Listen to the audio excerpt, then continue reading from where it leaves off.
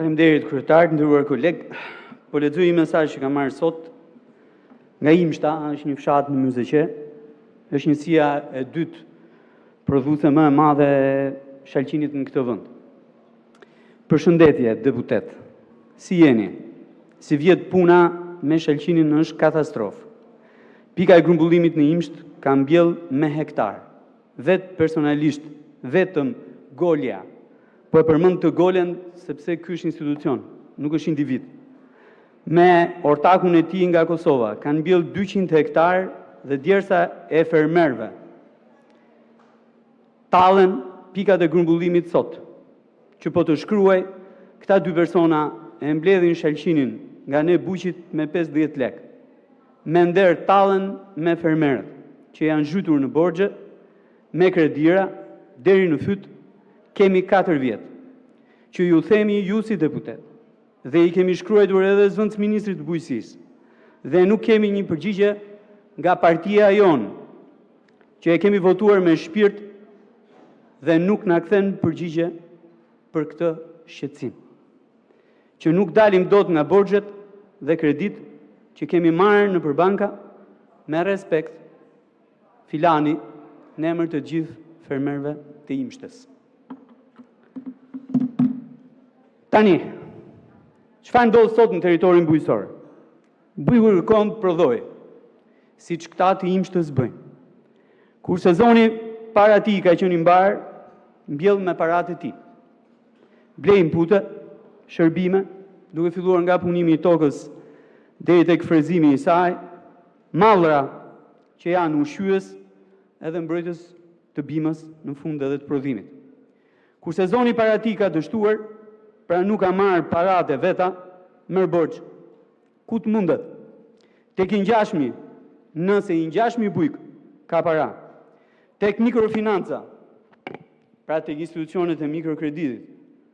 Në banka, duke lënë kolateral çdo gjë, përfshirë edhe tokë. Tek zotruesi i inputeve bujqësore, me premtimin që do paguaj pasi shet prodhimin. Nëse gjithçka shkon mirë, pra prodhimi nuk dëmtohet dhe arrin të shitet. Është sukses. Nëse çmimi nuk është ai që ka pritur, nuk justifikon kostot, kolaterali ekzekutohet, zinxhiri i borxheve bëhet shumë i gjatë. Çfarë bën ligji që kemi sot në diskutim? Ligjëron eksaktësisht të skem. E vendos mbi baza ligjore. Aplikimi për dëftesë bëhet online, dëftesa merret online, dëftesa është e transferueshme dhe ekzekutueshme, mbi prodhimin e ardhshëm, të sigurueshëm, të financueshëm nga institucionet financiare dhe jo vetëm, me detyrim të qartë për kthimin e financimit, me interes të barabartë me normën efektive të një muaji më parë dhe natyrisht, dëftesa është titull ekzekutiv. Është një mundësi e mirë kjo, po është një instrument shumë i vlefshëm, për më tepër që po ndodh e gjen kudo në territor këtë skem. Rasti më i mirë është kur financuesi i prodhimit bëhet zotruesi i inputeve bujqësore, që është edhe grumbullues, e kur për çmimin bie dakord mes tyre. Çmimi është thelbi i ligjshëm në një transakcion formal. Por nëse nuk ka një çmim të mirë dhe formal, e gjitha dështon. Edhe në rastin që ne po e sankcionojmë sot me ligj. Dëftesa nuk rregullon këtë gjë. Nuk është çmim. Dhe as formalizim. Fatura fiskale po. Që të kemi një të tillë, duhet që kushtet fiskale ta favorizojnë këtë. Minimumi të TVSH-ja jonë nuk e favorizon as formalizimin, as ligjërimin, madje TVSH-ja jonë ka bërë që abuzimi të jetë sundues në treg. Abuzimi në treg për te i faturës është thelbi. Në kushtet që ju përshkrova më sipër, sipas fermerëve të Imshtës, që janë dhe fermerët e Divjarës, janë dhe fermerët e Lushnjës, janë dhe fermerët në gjithë Shqipërinë, formalizimi mungon, për shkak dhe i nxitur nga tatimi mbi vlerën e shtuar, skema e tij që aplikohet në territorin e Republikës së Shqipërisë Abuzuesit janë ata që dominojnë tregun. Çfarë po ndodh sot në Divjak me shalqinin që është fruti i momentit? Njerëz të paligjshëm, të palicencuar, të paregjistruar në organet fiskale, shkojnë tek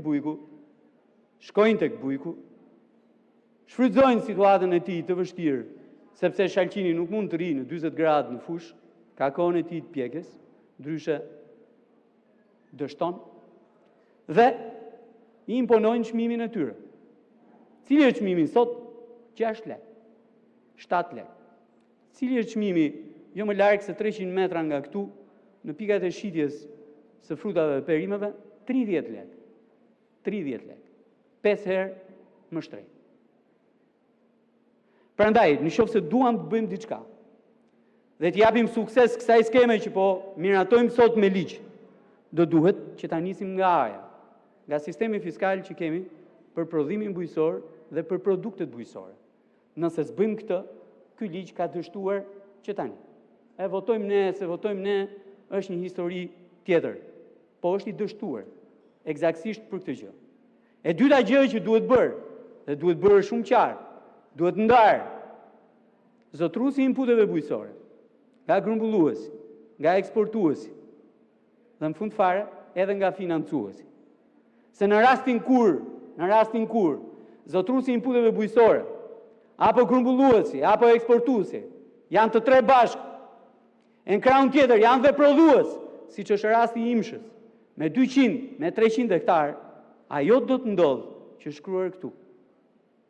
Në atë mesazhin atyre bujqëve të Imshtës, që çmimi që do i imponojnë bujkut është gjithmonë e më i ulët, se nuk është çmendur asnjë grumbullues, asnjë eksportues të blejë me çmim të lartë. Jo, do të blejë me çmim të ulët për të fituar gjithnjë më shumë.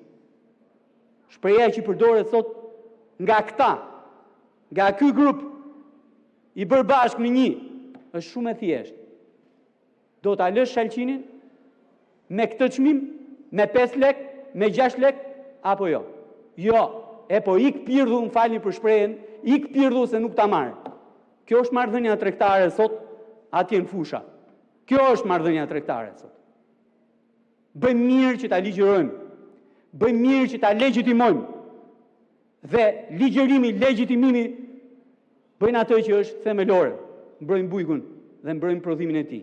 Asnjë dëftesë tregtare nuk do ta mbrojë bujkun nëse ne nuk rregullojmë tregun.